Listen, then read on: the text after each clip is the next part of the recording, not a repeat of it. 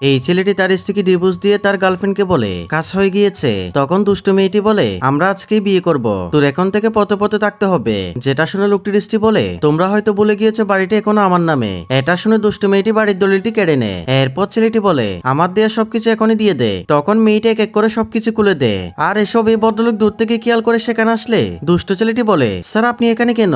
তখন লোকটি বলে এখানে কি হচ্ছে? এরপর দুষ্ট ছেলেটি বলে স্যার আমি এই ফকিন্নিকে ডিভোর্স দিয়েছি, এখন আমি আমার গার্লফ্রেন্ডকে বিয়ে করব। এরপর ভদ্রলোক মেয়েটিকে বলে আমি আপনাকে বিয়ে করতে চাই, এটা বলে তাকে প্রপোজ করে। তখন মেয়েটিও রাজি হয়ে যায়। এরপর ভদ্রলোক বলে আজকে থেকে সে আমার স্ত্রী, তুমি ওকে সম্মান দিয়ে কথা বলবে।